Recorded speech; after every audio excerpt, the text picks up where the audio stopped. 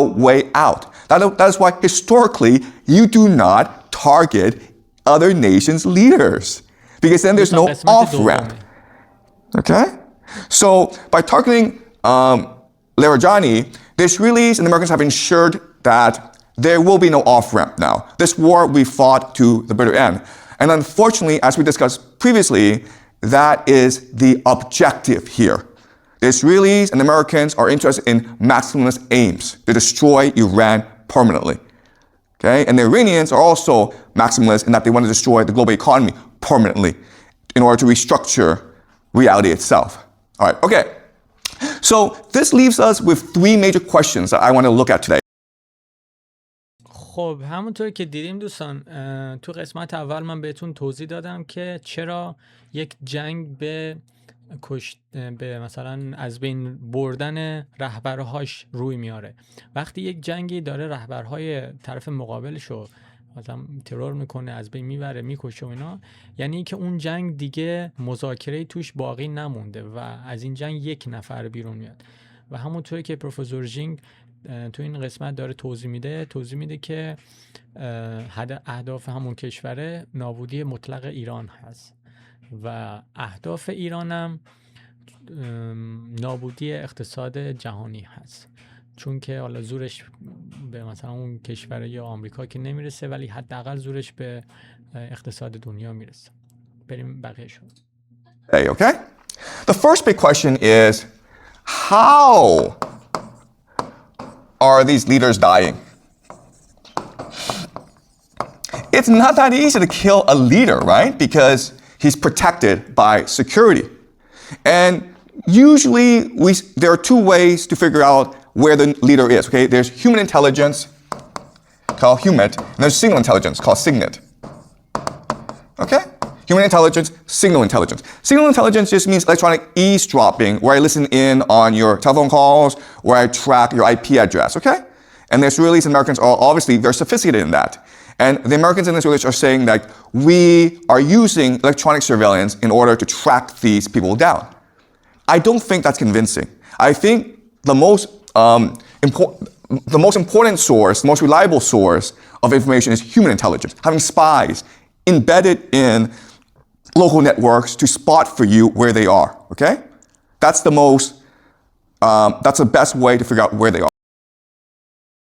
دوستان یه نکته اینجا من یادم اومد صحبت پروفسور ژینگ اینه که یکی از مقامات چینی هم که حالا من قبلا ویدیوشو دیده بودم توضیح میداد این که یکی از دلایلی که چین نمیتونه سلاح‌های استراتژیک به ایران بده یا مثلا روسیه سلاح‌های استراتژیک به ایران بده وجود همین جاسوس‌های درون ایران هست. اینا از این میترسن که اگر مثلا چین یه جنگنده نسل پنجم به ایران بده، ایران خیلی کنترلی روی جاسوس‌هاشون ندارن و در واقع خیلی ولکی هست کشور. وقتی یه کشوری اینجوری ولکی باشه شما نمیتونی اعتماد به اون کشور بکنی. درسته که کشور قابل اعتماده ولی داخلش افراد غیر قابل اعتماد زیادی هستن. یکی از دلیل هایی که چین و روسیه کمک های نظامی زیادی به ایران نمیکنن همینه. ولی اگر ایران بتونه موضع خودش رو محکم بکنه، جاسوسایش رو کمتر بکنه و این اتفاقهای مثلا ترور و اینا توش کمتر بیفته، اعتماد چین و روسیه بیشتر میشه و اونها سلاح‌های مثلا بهتری میتونن به ایران بدن. اینو گفتم در ذهن داشته باشین که جاسوس‌ها چقدر میتونن مهم باشن. So then this raises the question, how are the Israelis and the Americans getting this human intelligence, okay? All right, that's the first question we want to look at. How are these leaders dying? Second question is like, why are they dying? Like, what's the point of killing them, right? Because once they die, they can just be replaced, and they're often replaced by a more extreme individual, okay? So that's the second question we want to look at. And the third question we want to look at is, what does this mean for the war and the world? Okay? What do these decapitation strikes ultimately mean for how this war will progress and how this will affect the world in general, okay? All right, so those are the three big questions I want to look at. So to answer these three questions, I want to introduce a new idea to you, okay? It's called the law of proximity. The law of proximity, the idea is this. Whenever you play a game, you're not just playing one game. You're playing many, many different games. And the game that you choose to play is the one that is most proximate to you, the one that is most close to you. And that impacts your decision making the most. Okay, so that's a law of proximity. So let me explain to you what this. یه نکته رو که باید راجع به پروفسور جینگ در نظر بگیریم، پروفسور جینگ تمام مسائل رو از پایه و بن توضیح میده. مثلا همین لا آف پراکسیمیتی رو قطعاً داره راجع به یک مسئله خیلی مهمتر صحبت میده، ولی چون ما اون مسئله مهمتر رو ممکنه درک نکنیم، پس قبلش باید این قوانین پراکسیمیتی رو خوب یاد بگیریم. ایشون خیلی پله پله مطالب رو میگن. شاید اولش حوصله سربر باشه، ولی قطعاً آخرش چیزای خیلی بهتری یاد میگیریم. Means using an analogy, okay? Let's just use your life. You are playing actually multiple games every single day, all right? So let's examine this. The first game you play, of course, is the family game, right? So you might have parents and you have siblings, okay? And the game you're playing, of course, is to win attention from your parents. And to do so, depending on who your siblings are, you might use different strategies, including doing well in school or being a pain in the ass. Unfortunately, my kids choose to be a pain in the ass, okay? Yes. The parents are playing another game, which is social prestige, right? So they're competing against other parents to have the best family possible, all right? So, and then not only do you play a game at home, but you also play games at school, right? Right? So when you go to school, you're competing against your classmates for attention and popularity, but you're also playing a game in school to get the best grades so that you can get into a good college, right? Then you go to work where you're competing in order to win the favor of your boss and to be popular among your colleagues. Then you play a city game where you live in Beijing and you want Beijing to be better than maybe Shanghai or Shenzhen, okay? And then you play a game of maybe a nation where you want China to be stronger than Japan, okay? So as you can see, every single day you're playing multiple games, even though you may not recognize it. And again, what's important is the game that is most important to you is the game which you are most close to, right? The one that you can see in front of you. Okay, does that make sense? Okay, but this is also true. اینجا پروفسور جینگ داره توضیح میده راجع به این که ما وقتی در موقعیت‌های مختلفی در زندگی قرار میگیریم، اهدافمون نسبت به همون موقعیتی هست. مثلا ما وقتی توی خانواده هستیم، مثلا برادر خواهر و برادر داریم، دوست داریم بهترین برادر باشیم. وقتی میایم توی مدرسه، دوست داریم بهترین دانش آموز باشیم، سعی میکنیم بهترین دانش آموز باشیم. وقتی میریم مثلا سر کار، دوست داریم بهترین مثلا اون فردی باشیم که تو اون شرکت کار میکنه و اون شرکت رو برسونیم به یک مرحله خیلی بزرگ. و وقتی مثلا ما توی سطح شهر داریم کار میکنیم، دوست داریم مثلا شهر مثلا تهران بهترین شهر ایران باشه و توی مثلا اون مقام خاصی که ما مسابقه میدیم، فرض کن شما تیم فوتبال داری، تیم فوتبال تهران دوست داری اول باشه. وقتی که توی مقیاس بزرگتر نگاهش میکنی، دوست داری تیم فوتبال ایران بهتر از بقیه کشورها باشه و همینجور این مقیاس میره بالا و بالاتر و تا جایی میرسه که دوست داری ایران بهترین کشور دنیا باشه از لحاظ همه چیز و همه جا رو کنترل بکنه. موضوع بحثش اینه. For nations as well, where we think that the game is between nations, but really the game is within nations. And the conflict within nations is the one conflict that determines how nations behave against each other. All right, so today what we will do is we will look at 3 examples of this, okay? We will look at the civil conflicts in America, in Israel, and in Iran to figure out why they behave the way they do, and then figure out how this war will progress. Okay, so clearly there is a civil conflict right now in America. Okay, you have the Democrats and you have the Republicans. دوستان این چیزی که پروفسور جینگ الان داره برامون توضیح میده راجع به جنگ داخلی آمریکا صحبت میکنه. همونطور که میدونین توی آمریکا یه جنگ داخلی هست که و روزانه داره این زیاد و زیادتر میشه. بین جناح راست و جناح چپ هست، جنگی که داره هی روز به روز زیادتر میشه. و البته جنگ مهاجران هست که مهاجران مثلا بعضیشون تو خیابون میریزن و پلیس آیس و اینجور مسائل هست. منظور پروفسور زینگ جنگ داخلی آمریکا این چیزا هست. Now what's odd is that even though these two different political parties are at war with each other, they both support the war because their calculus is different. Okay? So why do the Democrats support this war? Well, it's because they believe that this war will be extremely unpopular in America, which will allow the Democrats to dominate in the midterms in November and then win the presidential election in 2028. And they believe that this war will be so unpopular, it will destroy Donald Trump and allow Democrats to rule forever. It will basically destroy the Republican Party. All right? And so that is your strategy. And if you think about it, it actually makes a lot of sense. The Republicans have a different strategy, which is this war may be unpopular, and this war may make America lose, but it's okay.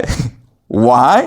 Because in a time of war, the president has something called the Emergency Powers Act, okay? Emergency powers.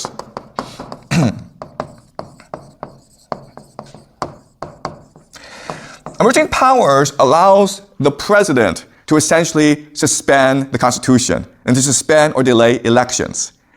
Also, the Republicans want to pass something called Safe America Act.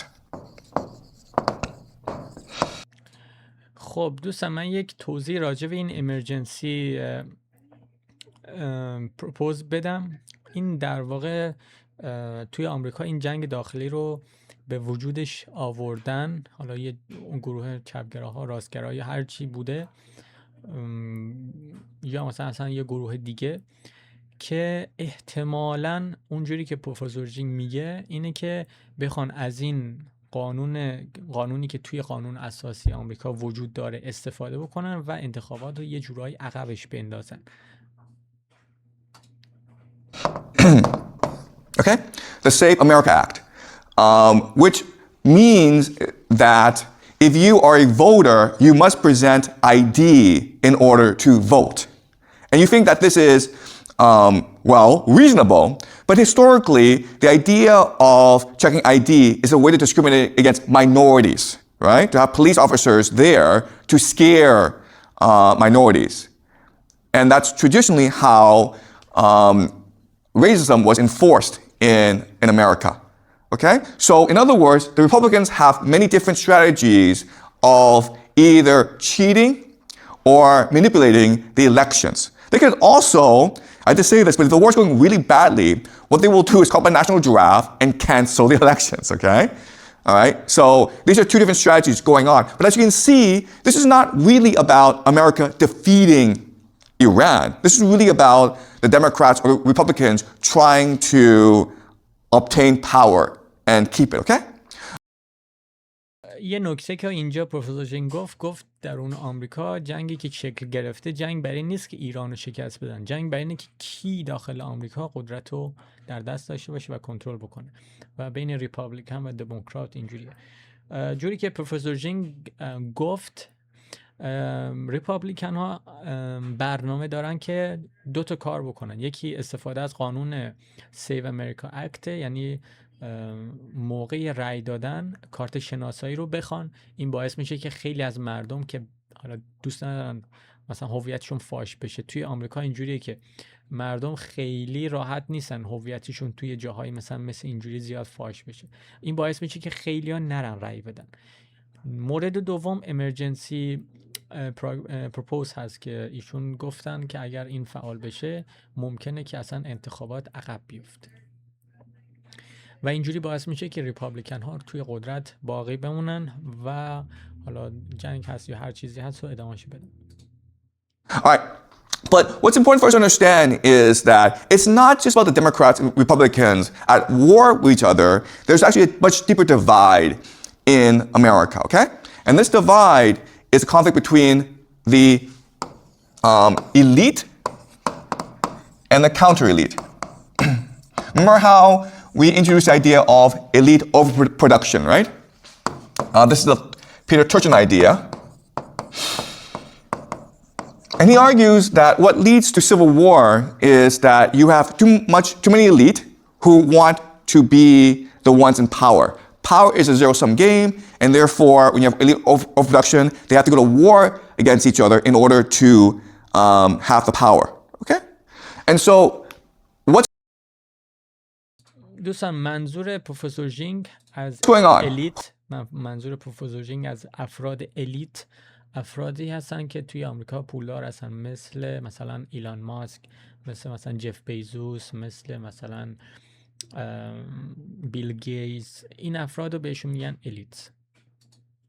Who are the elite and who's the counter-elite? Well, I mean, to put it very simply, the Democrats represent the elite and the Republicans represent the counter-elite, okay? So, basically the elite is the empire. And counter-elite is MAGA, which is America First. And so they have two different ideals for America. The empire is to maintain the current global order, right?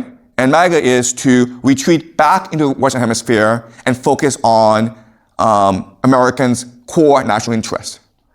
Right? They're also divided into finance and AI. Okay? So in other words, Wall Street are the main backers of the current elite, and then Silicon Valley are the main backers of the counter elite. Okay? So خب این دوستان یه نکته که الان اینجا پروفسور جینگ بهش اشاره کرد اینه که هنوز اینو من یه خورده جلو گفتم. توی تقسیم بندی جدید الیت همون افرادی هستن که توی دهه مثلا 1970 قدرت داشتن توی آمریکا، مثل وارن بافت و افراد مثلا اون مدلی هستن. و کانتر الیت اون افرادی هستن که مثل ایلان ماسک هستن، میخوان جای مثلا جای مثلا وارن بافت رو بگیرن.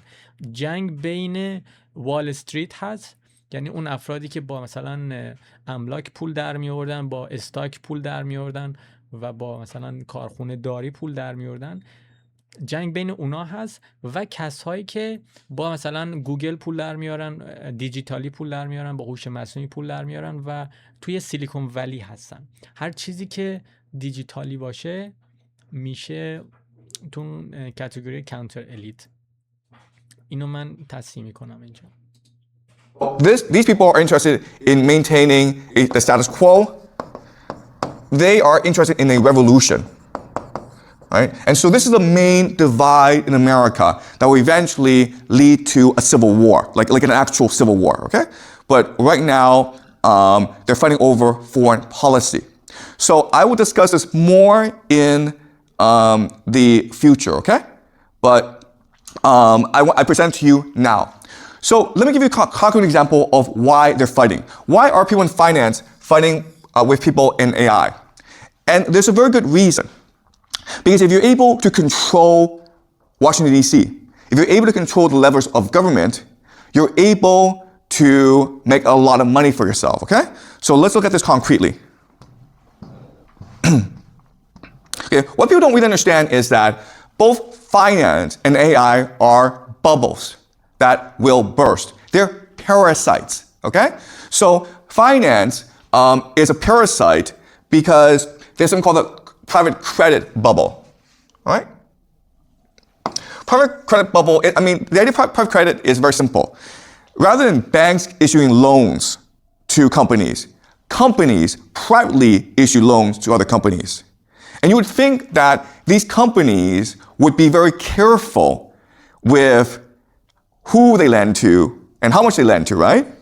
That's not true though, okay? Why? Because in 2008, these banks destroyed the global economy and the American government bailed them out.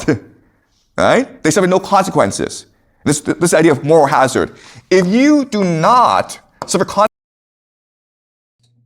نکته که اینجا هست دوستان اینه که اون مفهوم پولی که حالا ما ایرانی ها در ذهنمون هست، مثلا اینه که ما پول یه چیز خیلی ارزشمنده، ولی اینطوری نیست. در جوامع غربی مخصوصا آمریکا و کشورهای سرمایه‌داری، پول فقط یک وسیله هست و شما میری هر چقدر دلت میخواد از بانک میگیری یا از هر شرکتی وام میگیری، کارت شد نشدم اون پول رفته و شما به راحتی فایل بانکراپسی میکنی و ازش میای بیرون و کسی هم به شما نمیگه که چرا این پول از دست دادی، کجا رفته، چی کارش کردی. در واقع هرچی بخوام پول تولید میکنن و هرچی هم از بین بره براشون مهم نیست. به خاطر همین هست که دلار رو خیلی روش حساس هستن، چون اگر دلار از ارز مرجع جهانی خارج بشه دیگه نمیتونن چنین کارهایی رو بکنن و خیلی اتفاقای دیگه میفته. اینو توی ویدیو دیگه کامل بحثش میکنیم. consequences for your stupidity, well, you're just going to be more stupid in the future, okay? So these companies believe that we control Washington, D.C., therefore we can be as risky and stupid as we want. So they're giving out lots and lots of silly loans to companies because they collect a fee for these loans, right? And then when these loans don't actually work out, meaning the companies go bankrupt, what they do is they say, oh, we'll lend you some more money to keep afloat, okay? So now this problem has reached about $2 trillion. And so they think that, okay, well, worst case scenario, the government will bail us out if we all go bankrupt because we're too big to fail. And all our friends are in government. Okay? That's their mentality. And in 2008, that worked. But there's a problem today, which is there's also another group that's doing the same crap, okay? And it's called the AI bubble. All right, so if you look at AI bubble, you got companies like Microsoft, OpenAI, Oracle, NVIDIA, okay, lots and lots of different companies. And the way they operate is they just lend money to each other, okay? It's like, I give you $1 billion, then you give me $1 billion, and now we have $2 billion. Okay? It's a circle jerk. And it's getting a lot of money from the GCC and other investors. The problem, of course, is what's happening in the war. خب دوستان میدونی یک نکته رو اینجا باید هممون بدونیم.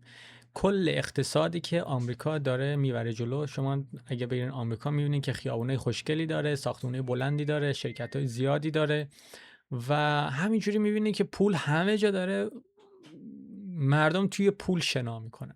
تمام این پولایی که توی آمریکا میبینیم، همه این پولا از کشورهای GCC میان. کشور GCC چی؟ همون کشورهای خلیج فارس هست، مثل عمان، عربستان، عراق، قطر. تمام این کشورها پول نفتشون میره توی آمریکا و توی این شرکت ها مثلا انویدیا، اوپن ای آی، مایکروسافت، همه این شرکت ها سرمایه گذاری میشه و ماهانه به اینا، به کشور GCC پول میدن. یعنی اصل پول اینجا سرمایه گذاری میشه و بعد ماهانه یک سودی مثلا بهشون میدن. شما فرض بکن یه نفر به شما 100 میلیون پول میدی، به یه نفر میره یه کارخونه رو میسازه که ماهی 100 میلیون درآمد شه. حالا به شما مثلا ماهی 1 میلیون میده برای 100 ماه. خب اینجا سود اصلیشو اون کارخونه داره برده و این شما بودین که 100 میلیونت در واقع رفته.